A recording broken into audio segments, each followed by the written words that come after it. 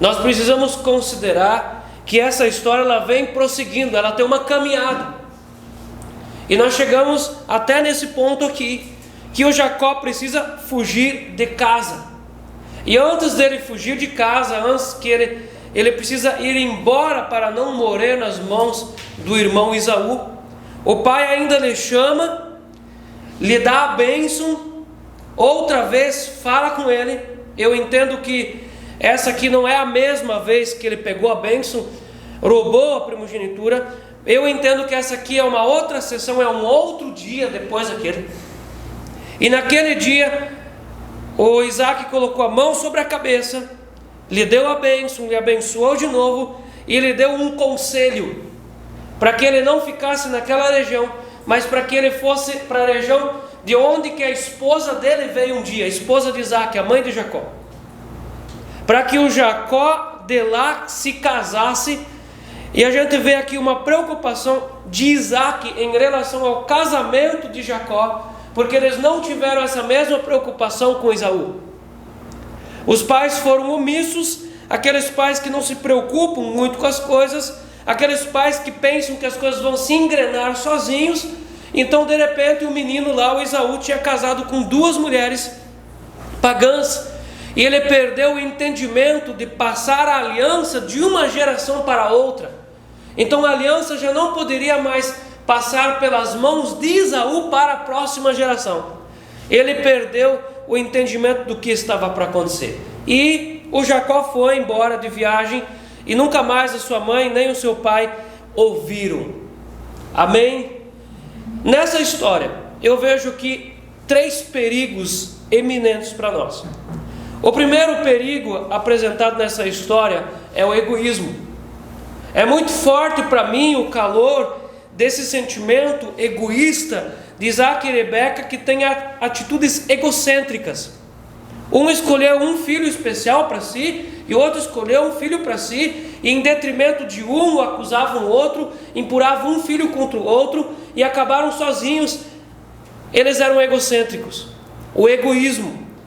E egoísmo não é apenas pensar só em si.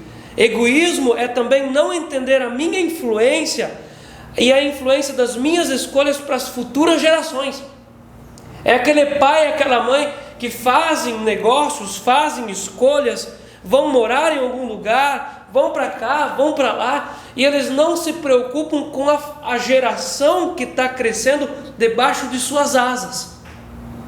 E eu volto outra vez a dizer que é muito importante nós observarmos os nossos pais, para nós entendermos em qual pecado nós temos mais facilidade de entrar. Meus irmãos, olha que coisa muito séria. Nós batemos nessa tecla e nós riscamos nesse lugar muitas vezes. Pais que são mãos de vaca com a igreja, é muito possível que os filhos um dia caem nesse pecado. Ou seus filhos querem sair desse pecado, como é difícil para eles. Pais que em casa falam mal da igreja, os filhos aprendem isso em casa. E os filhos, esses filhos um dia, têm gravado aquilo no inconsciente, no subconsciente, e diante de alguma dificuldade na sua igreja, eles vão pegar lá da memória de como os pais trataram esse problema e vão fazer da mesma forma. E nós vamos bater outra vez nessa tecla para isso ficar marcado e registrado inúmeras vezes aqui. Pais que faltam a cultos para fazer alguma coisa. As crianças, elas enxergam isso em casa. O pai e a mãe faltaram no culto para ir em tal lugar. E a criança registra isso, a criança observa. A criança sabe quando às vezes tem visita em casa e a mãe, o pai fala assim: olha, vocês ficam à vontade aqui que eu vou trabalhar. Mas diante de um outro convite, diante de uma outra visita, esse pai e essa mãe falam assim: hoje não vamos no culto. Então a criança ela vai estabelecendo prioridades e valores dentro da memória, dentro do consciente, do inconsciente, que ela vai reproduzir depois na vida. E pais que faltam cultos ensinam os seus filhos a faltar cultos. Então o pai e a mãe já abrem uma brecha, lavam uma vala muito grande nesse assunto, e depois, quando os filhos passam por essa mesma situação, eles já sabem como fazer, como eu vou resolver essa situação, faltando. Porque o pai e a mãe me ensinaram o que é mais importante, o que é primordial na minha vida não é isso, é aquilo.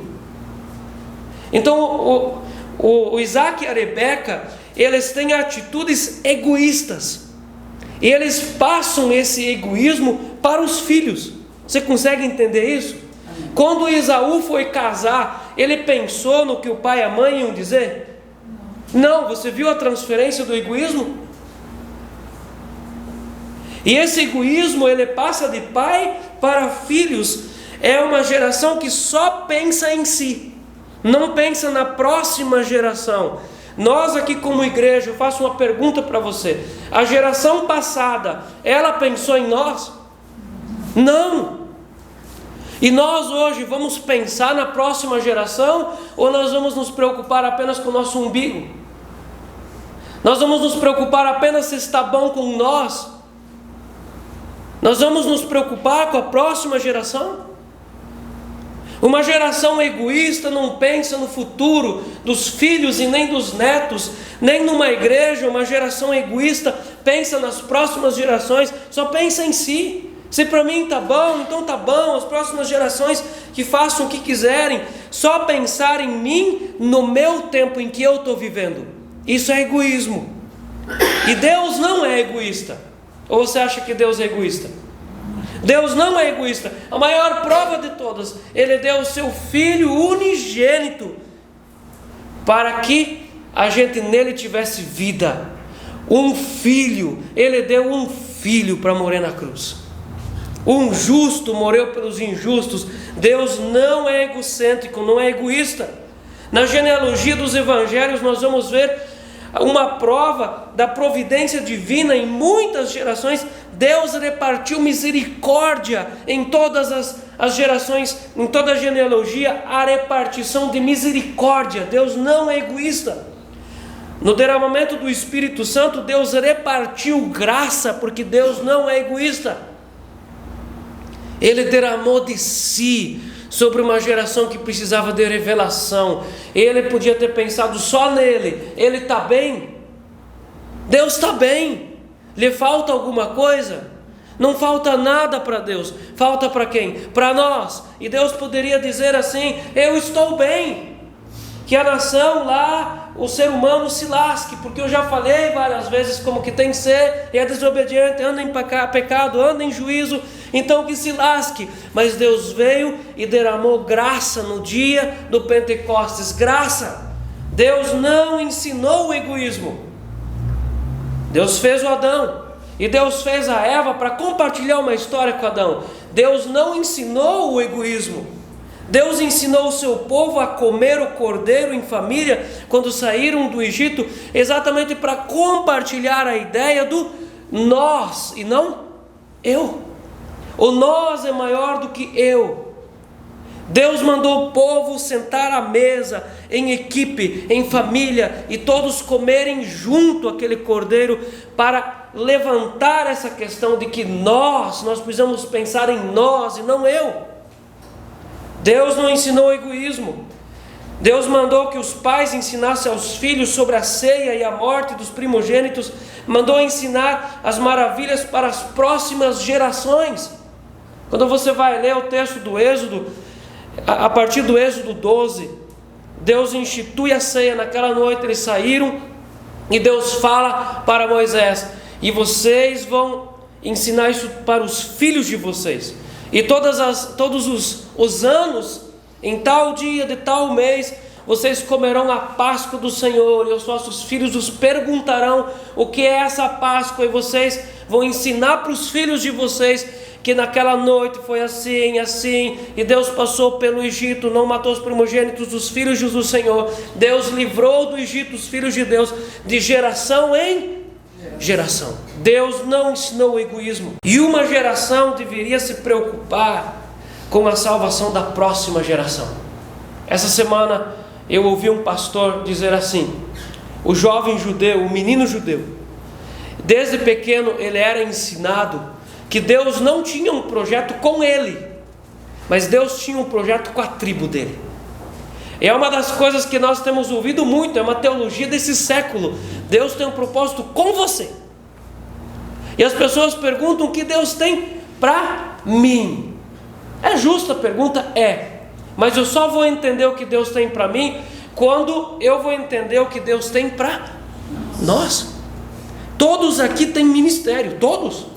Você tem ministério, mas o teu ministério só vai acontecer quando você se preocupar com nós e matar o teu eu, porque dentro do nós, o teu eu é valorizado, mas você sozinho é nada. Então esse jovem judeu, desde pequeno ele sabia, ele entendia que Deus tinha um propósito para toda a tribo dele, não para ele. E quando Deus derramasse o propósito sobre a tribo, ele seria abençoado por causa de nós. Mas nós temos aquela ideia de salvador da pátria. Então uma pessoa vai mudar o mundo, uma pessoa vai mudar a igreja, uma pessoa vai mudar a família. Não, é exatamente diferente. É o nós que muda o eu. Essa ideia, a responsabilidade com a salvação é o que deve arder no coração da igreja de Jesus.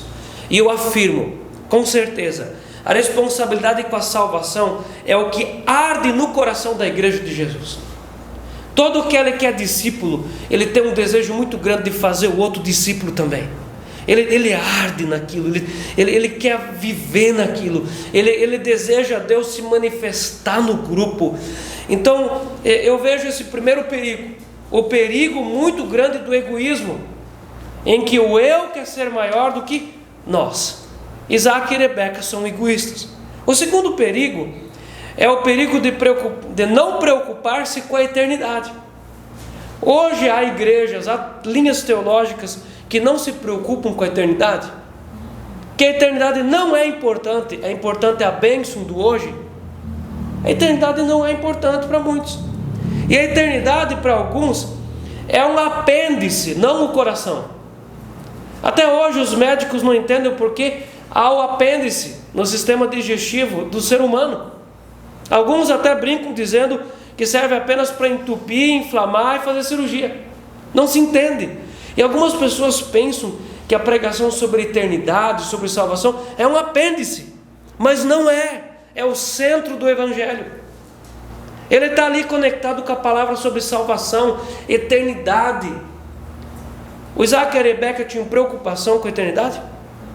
Isaac e Rebeca não foram fiéis na missão de passar a aliança para os filhos. Meu irmão, pega isso.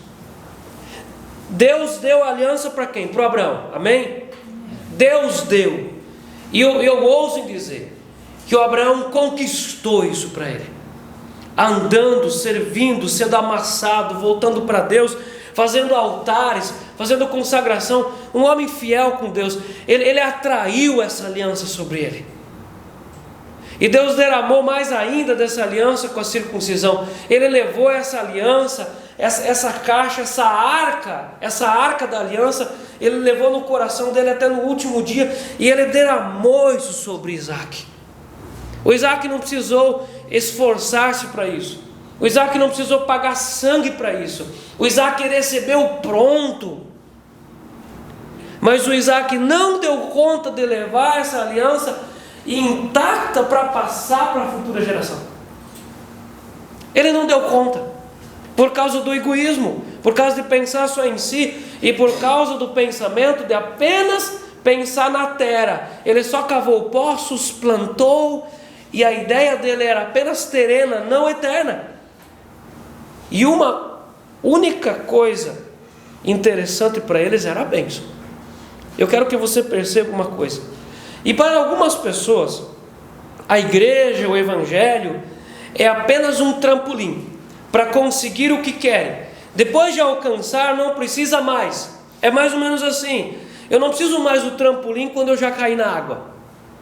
E para outras pessoas, a igreja, o evangelho, Jesus, a salvação, é um meio para conseguir as bênçãos. O importante nem é tanto Jesus, sabe? Jesus não é tão importante, mas aquilo que Ele me dá, isso é importante. E a aliança não era tão importante assim. para Isaac e para Rebeca. O importante eram as bênçãos. Eu provo para você pelo texto. No capítulo 27, no verso 27 até o verso 29, eu quero que você perceba aqui, que aqui ele só fala de coisas terenas. Ele coloca a mão sobre o filho e ele não lhe abençoa com salvação ou espiritualidade, apenas coisas terenas. Ele se chegou e o beijou. Então o pai aspirou o cheiro da roupa dele e o abençoou e disse: eis que o cheiro do meu filho é como o cheiro do campo que o Senhor abençoou. Deus te dê do orvalho do céu. Ele não estava falando de espiritualidade, ele estava falando de orvalho, de cair o orvalho para umedecer o chão, orvalho do céu, da exuberância da terra, da fartura do trigo e do mosto. Até aqui nós encontramos alguma coisa com espiritualidade? Não. Ou só da terra? Só da terra. 29. Sirvam-te povos e as nações te reverenciam. Tem eternidade aqui? Não, apenas você vai ser um cara muito grande e todos vão servir você. É a teologia dos nossos dias, gente. Você vai ser grande, Deus vai levantar você como cabeça e todos vão se arrastar como cauda atrás de você. Muitos vão buscar você para te servir. Você vai ser cabeça. Nada de eternidade. Continua. Se o Senhor de teus irmãos e os filhos de tua mãe se encurvarem a ti, maldito seja o que te amaldiçoar e abençoado o que te abençoar. Agora no capítulo 28, no verso 3 e no 4, olha só. Deus Todo-Poderoso te abençoe e te faça fecundo e te multiplique, para que venhas a ser uma multidão de... Tá, é legítimo essa bênção? É. Número, se multiplicar, genética, mas não tem nada de eternidade. Verso 4: e te dê a bênção de Abraão, e a ti e a tua descendência contigo, para que possuas a terra de tuas peregrinações, concedida por Deus a Abraão. Tem até aqui alguma coisa de eternidade? Não. Agora você precisa parar para você pensar numa coisa. A aliança. Deus deu a aliança para Abraão. Essa aliança, ela dizia a respeito de bênção ou a respeito de relacionamento? Interação com Deus. Interagir. Relacionamento. Mas o Isaac e a Rebeca e toda aquela família, eles não olhavam para a aliança como relacionamento com Deus. Eles olhavam para a aliança e eles enxergavam na aliança bênção. Bênçãos materiais. Multiplicação, trigo e produção, bênçãos materiais. Meus irmãos, se você procura em Deus bênçãos materiais, você é muito pobre. Você é muito pobre. Pegar textos bíblicos para fundamentar que Deus vai te abençoar, que Deus vai te multiplicar, que Deus vai ir na frente e amanhã Deus vai abrir portas. Não faça isso. Isso não é doutrina do evangelho de salvação. Que Deus abre portas, abre. Que Deus derrama bênçãos, Deus derrama. Deus derramou pão no deserto, Deus derramou. Deus fez brotar água da rocha, Deus fez. Mas o importante não é isso, o importante é a aliança, a eternidade. Dentro dessa aliança, a causa final podia ser a bênção, mas a causa, o conteúdo central da aliança era relacionamento, era construir altar e na hora do sacrifício Deus vir. O que adianta você ter coisas se Deus não vem quando você ora? O que adianta uma pessoa ter coisas, ter casa, ter carro, ter prosperidade, se quando ela lê a Bíblia, ela ora a Deus, não vem?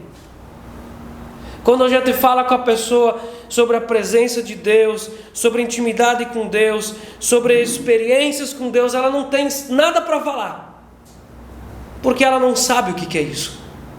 O que adianta ter as coisas se você não tem Deus? A diferença. Eles olhavam para a aliança, apenas tentando encontrar na aliança o quê? Bênçãos materiais. Esse é o segundo perigo. Cuidado, para você não perder o teu olhar, a tua visão, olhando para a terra e perder a eternidade. Segundo perigo que eu vejo em toda essa história aqui. Terceiro perigo. deixar a família em último plano. Eu pergunto para você: a família estava em primeiro plano na vida do Isaac? A família estava em primeiro plano na vida dessa família? Não estava. Em primeiro plano estavam outras coisas, inclusive os vizinhos, a produção, a diplomacia lá com os filisteus. Tinha muita coisa que estava antes da família. É lógico que uma pessoa que perde a visão de Deus, automaticamente ela vai perder a centralidade da família, porque Deus é família. A essência de Deus sempre foi família. Deus não fez apenas Adão, fez a Eva e deu filhos, família. Deus não mandou Noé, apenas o Noé entrar na arca. Deus mandou entrar a família. A essência de Deus está sempre incorporada em família. Jesus vem e ele faz o ministério sozinho? Não, ele chama 12 homens que são uma família.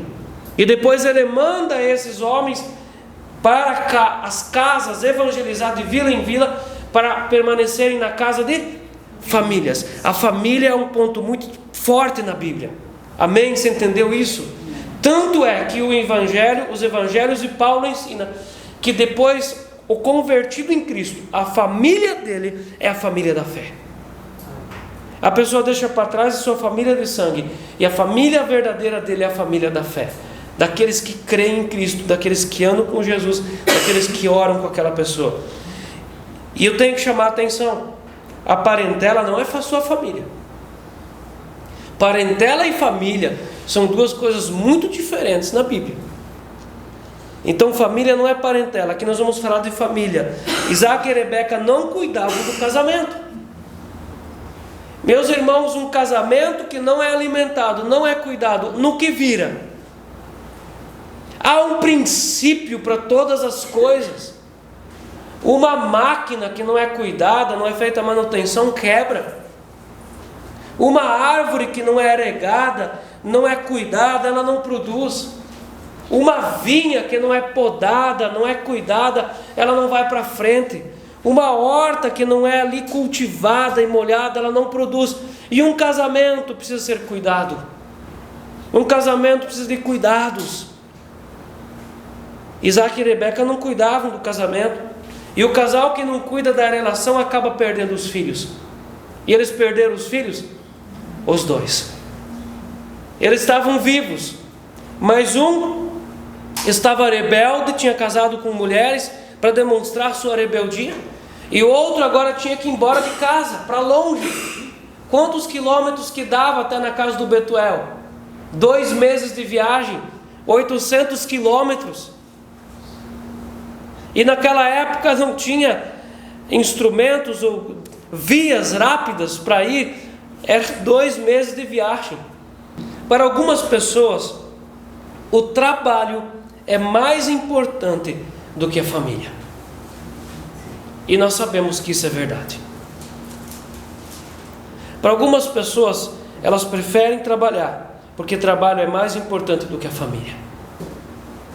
E nós somos uma geração que umas pessoas pregam para as outras que tem que trabalhar, e tem que trabalhar muito. E uma pessoa que trabalha muito, ela é louvada e ela é exaltada na nossa sociedade.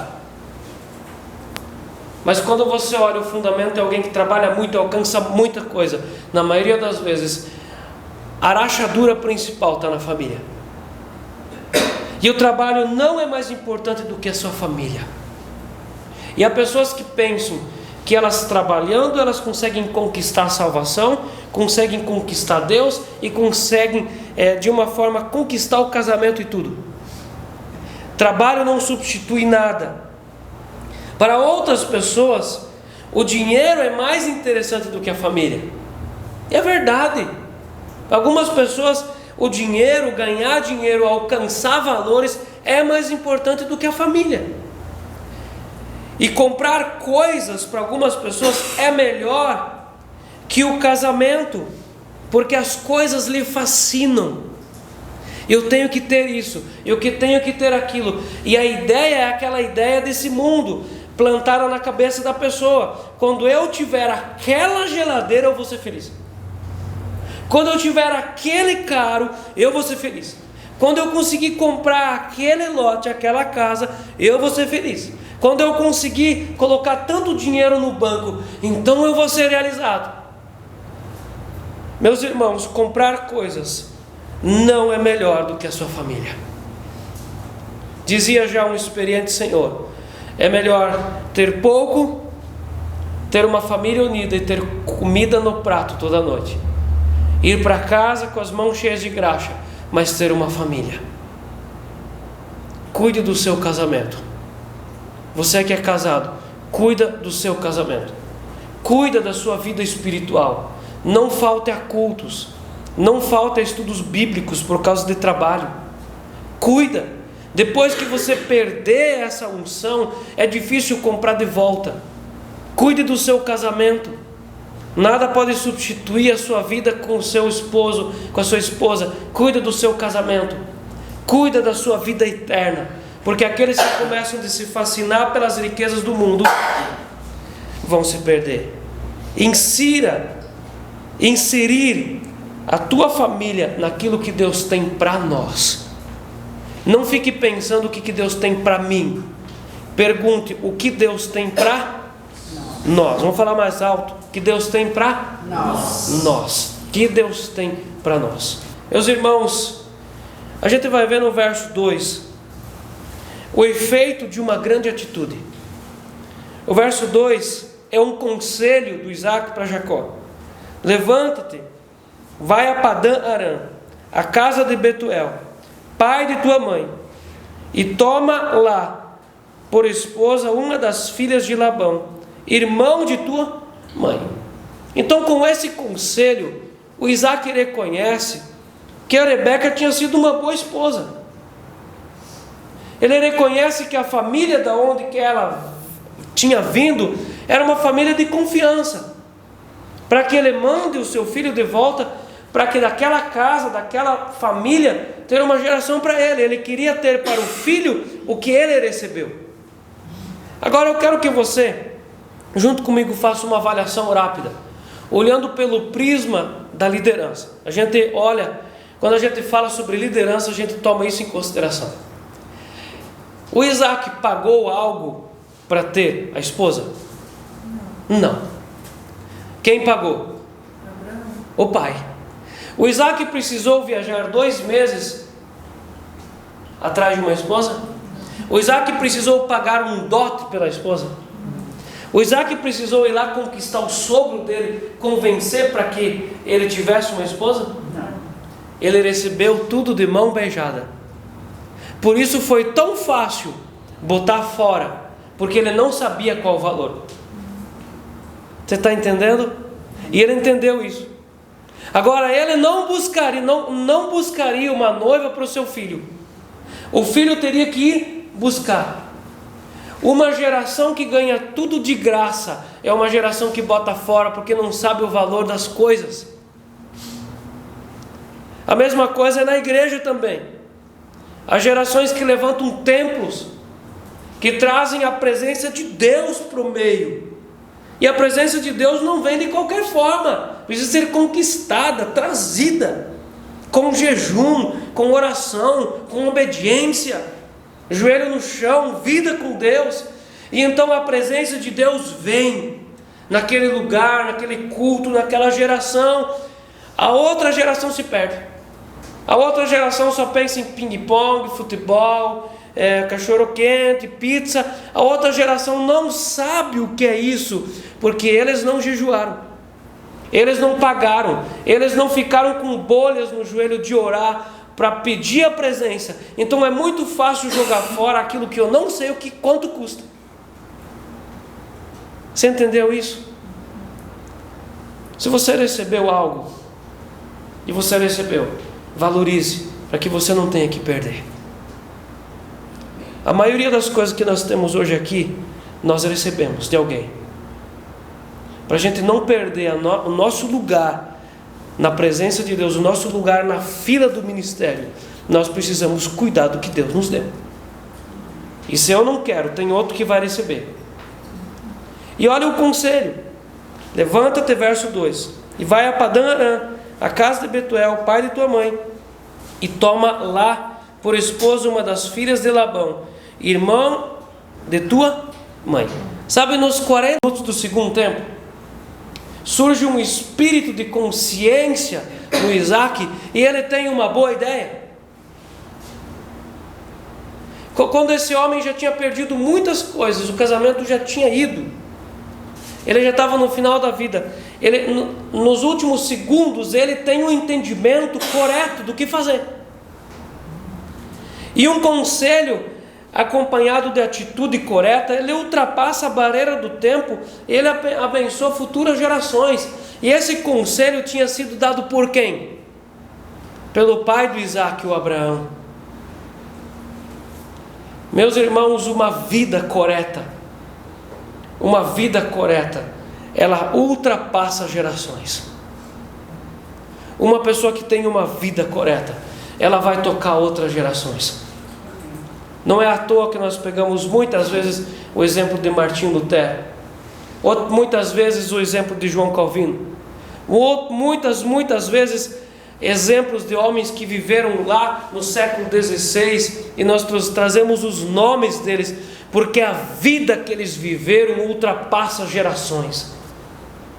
E há pessoas que vivem uma vida tão fútil que nem os próprios filhos se lembram mais deles, ou lembram apenas das coisas ruins. Abraão viveu uma vida tão profunda e tão séria, que aquele conselho que ele deu, busca uma noiva, aquilo ultrapassou uma geração, e agora vai abençoar o neto dele. Aquilo direcionou a vida do Isaac, para ele dar um bom conselho. E quando não se consegue acertar na vida, é bom parar de teimar e adotar um outro plano. Ele estava teimando um tanto da vida. Muitas vezes as pessoas são tão teimosas, e ela não muda de plano, ela não muda de projeto, ela tem que passar por aquela parede. O Isaac mudou o projeto dele, pegou o conselho do pai dele e falou para o filho: meu filho, faça o que o meu pai fez comigo. Bons exemplos passam de uma geração para outra. Aquilo que você faz, aquilo que você acerta, aquilo vai ser usado pela próxima geração.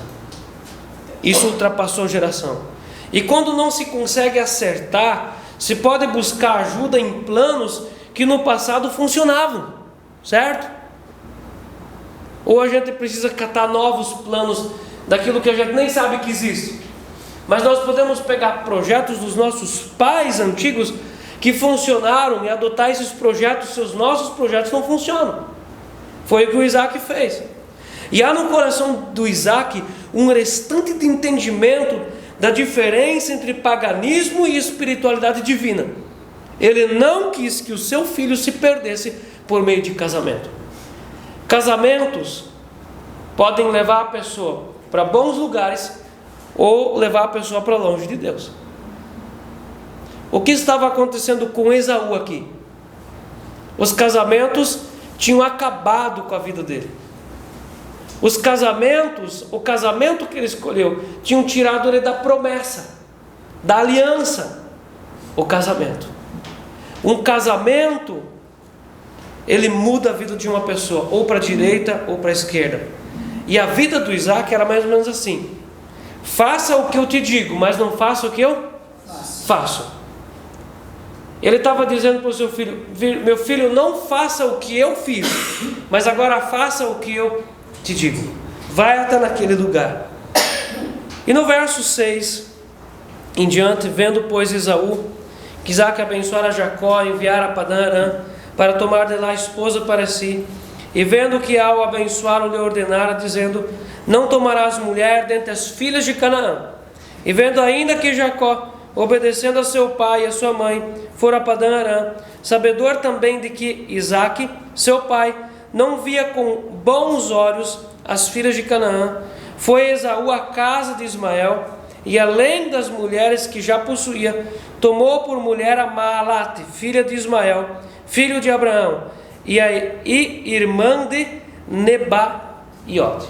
Tem duas interpretações desse texto. Tem teólogos que entendem que agora, pelo fim, o Esaú tentou agradar o seu pai.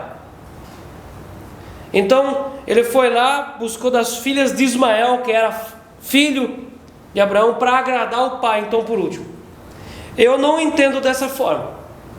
Eu entendo que ele tomou mais um direcionamento, mais um posicionamento de rebeldia. Porque quando ele viu que o Jacó foi embora de casa para ter um bom casamento, ele foi lá para uma atitude de mais rebeldia. Eu entendo dessa forma. E quando a rebeldia parece ser a saída de todas as frustrações, eu vou fazer o quê? Vou me casar erradamente de novo, para eu mostrar que eu sou contra meu pai, minha mãe e meu irmão.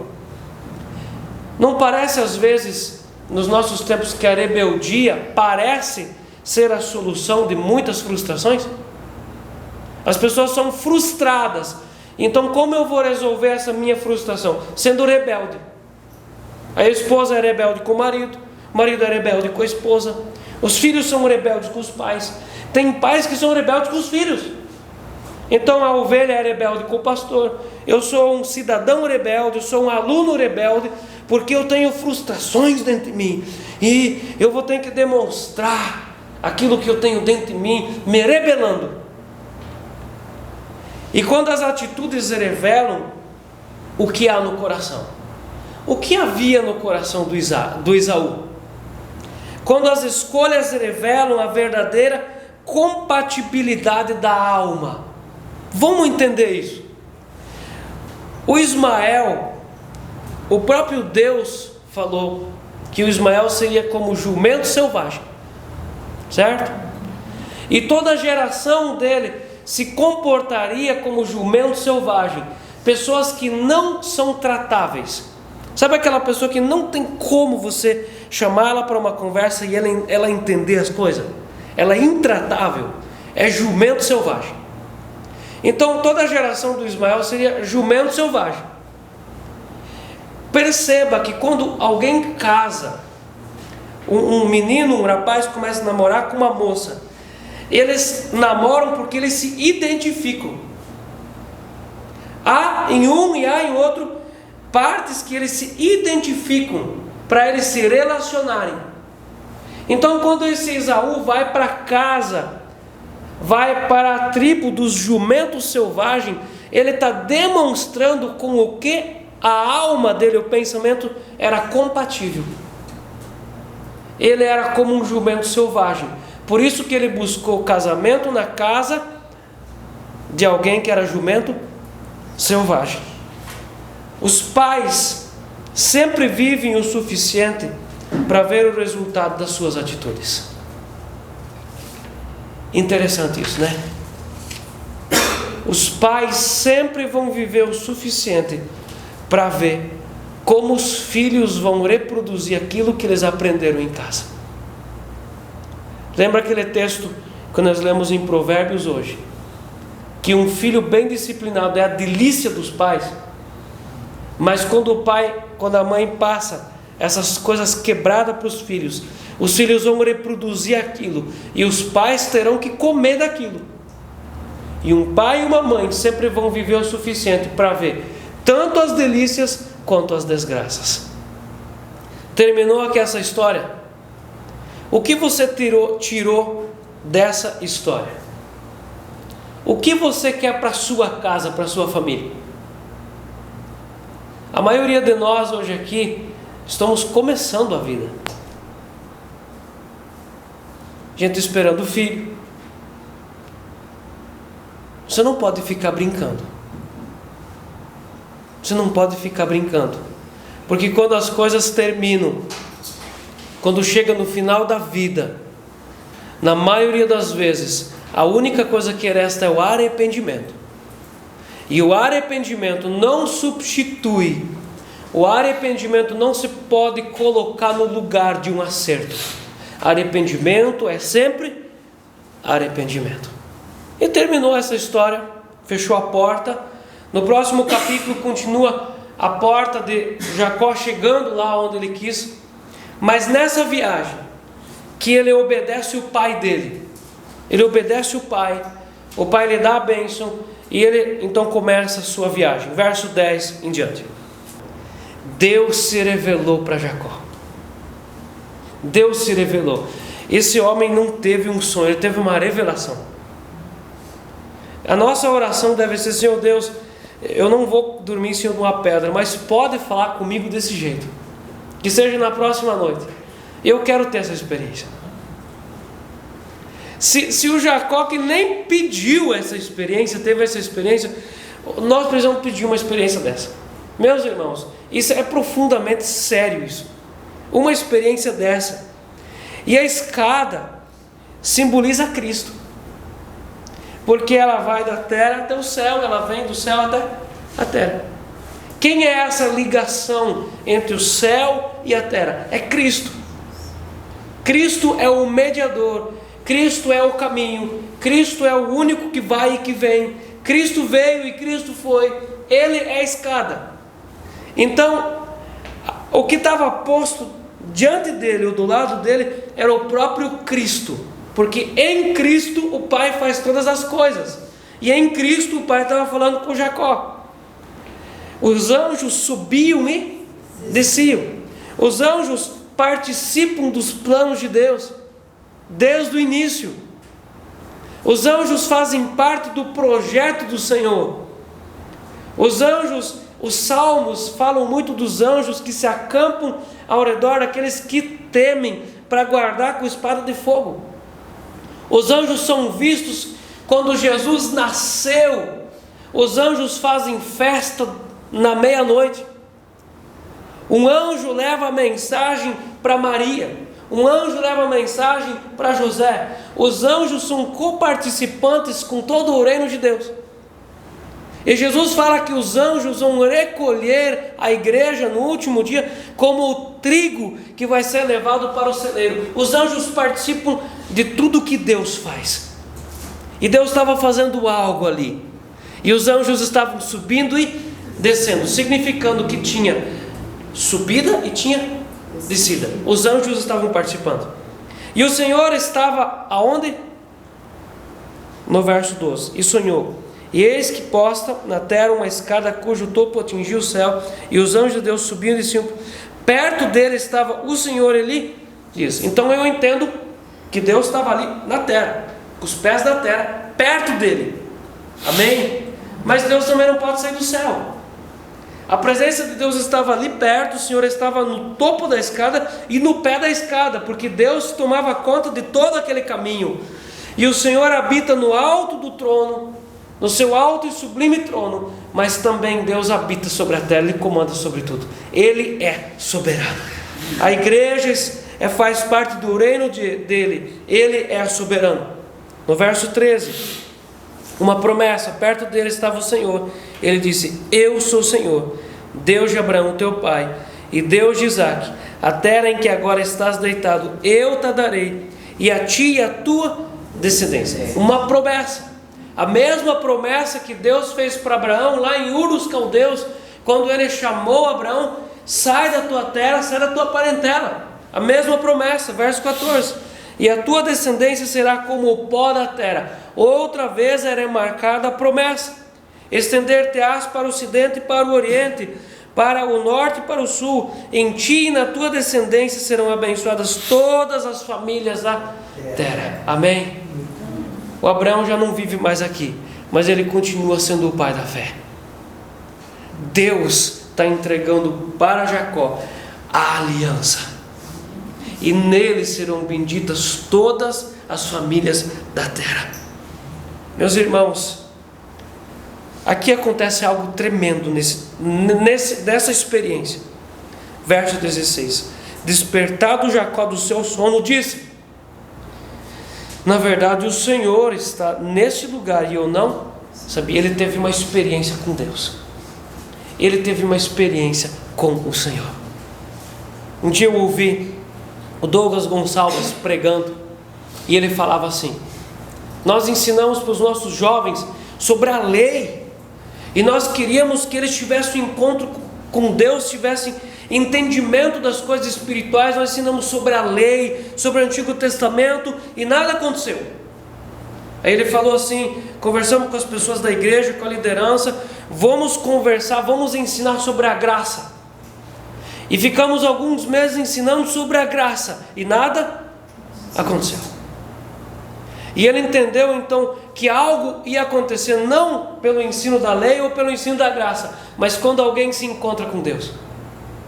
Isso é fantástico, alguém entender isso. Meus irmãos, eu posso dar aqui estudo, 1 ano de estudo de novo membro. As pessoas vão entender alguma coisa, se elas se encontrarem com Deus, nada vai mudar, absolutamente nada. A pessoa pode ser teólogo, ter pós-graduação, ter um PhD em teologia específica lá, ela saber tudo sobre Deus, mas ela não saber nada de Deus, se ela não se encontrar ela com Deus, ela tem uma experiência com Deus. O Jacó teve o avô dele, um grande homem de Deus, mas a experiência do avô não podia fazer nada com ele se ele não tivesse um encontro com Deus.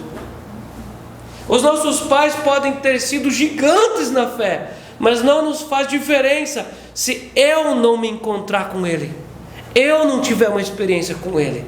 Você precisa ter uma experiência com Deus.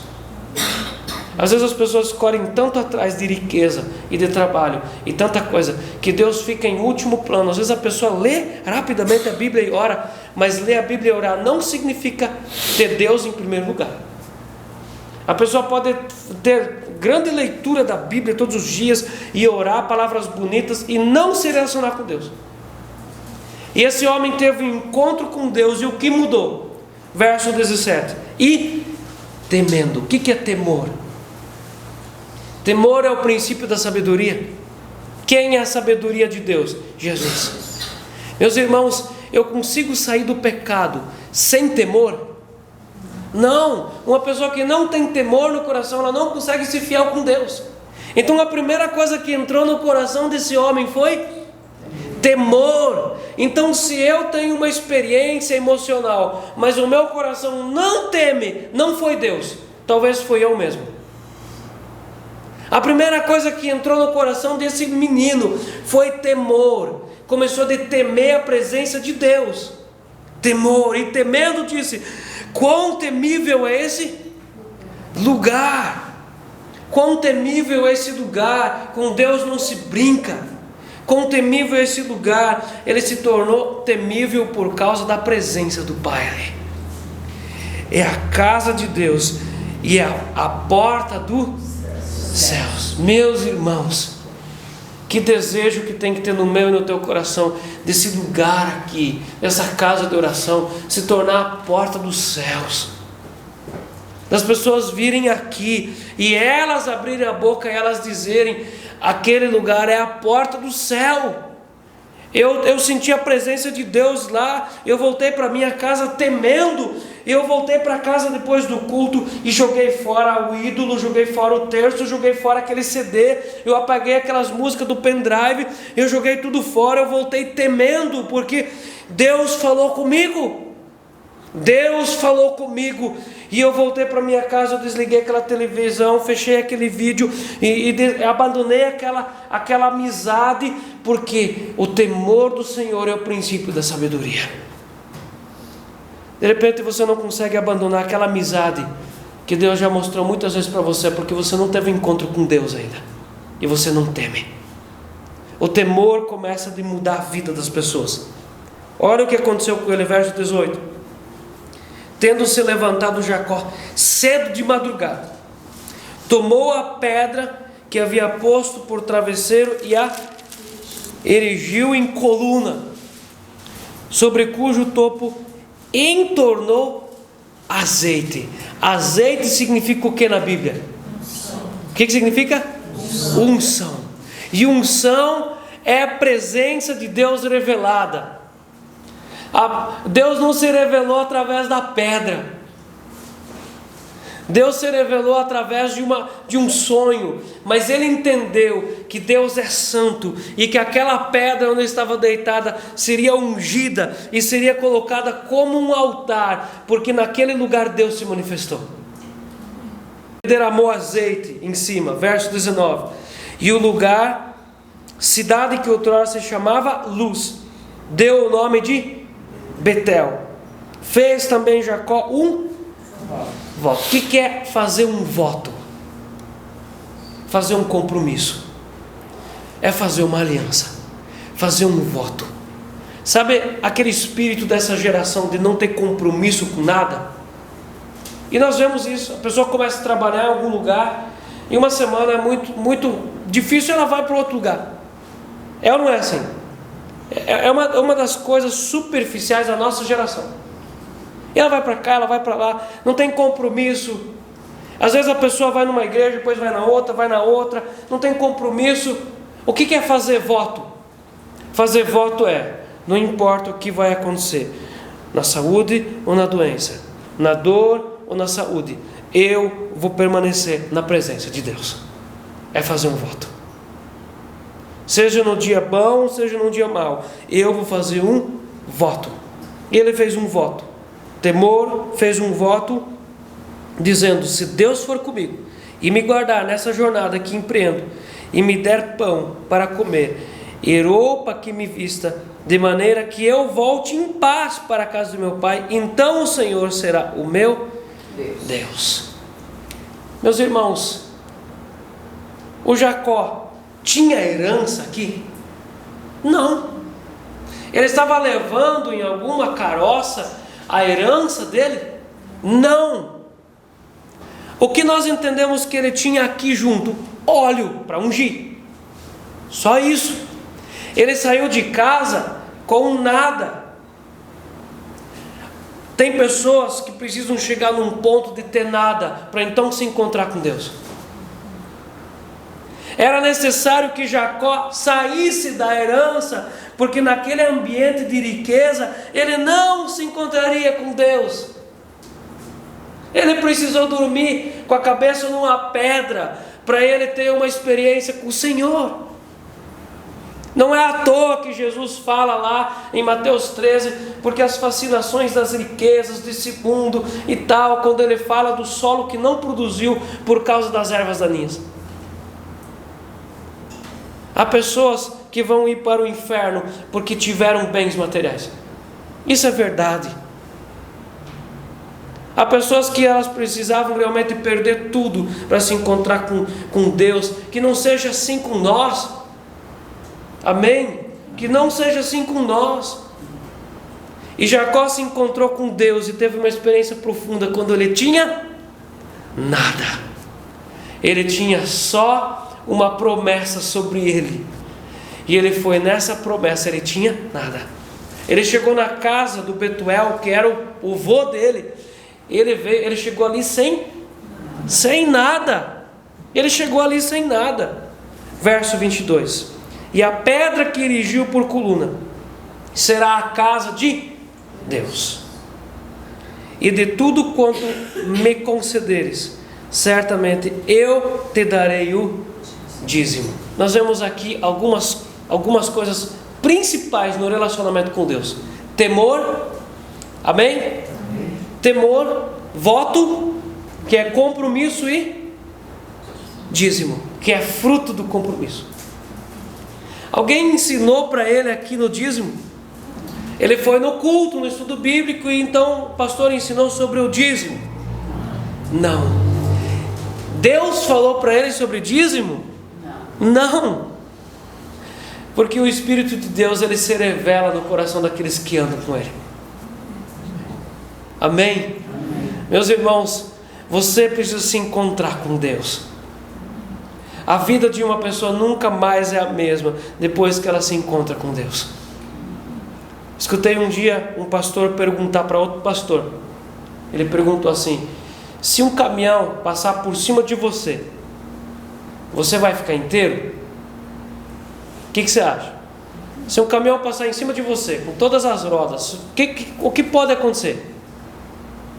Ele passa ali a 80 por hora em cima de você. O que acontece? Vai acontecer alguma coisa ou você vai ficar igual? A pergunta é: quem é maior, Deus ou um caminhão? Aí você diz que você se encontrou com Deus e você ficou a mesma coisa. A nossa vida não é mais a mesma coisa depois que Deus passa na nossa vida. As pessoas precisam se encontrar com esse Deus maravilhoso, eterno. Isso aqui é um pré-anúncio da vinda do Filho. Isso aqui é um pré-anúncio do derramamento do Espírito Santo. E a gente às vezes pergunta por que pessoas vão anos e anos na igreja e não muda. Porque não é a igreja que muda, não é a teologia que muda, não é a boa pregação de um pastor que muda. O que muda a vida de uma pessoa é se encontrar com Deus. Ela, no quarto dela, tem uma experiência profunda com o Espírito do Senhor. Isso muda a vida de uma pessoa. Eu desejo que você tenha a mesma experiência que esse homem teve. Esse homem teve uma experiência com Deus. E ele passou a carregar a aliança a partir desse dia. Em nome de Jesus. Amém? Amém? Amém.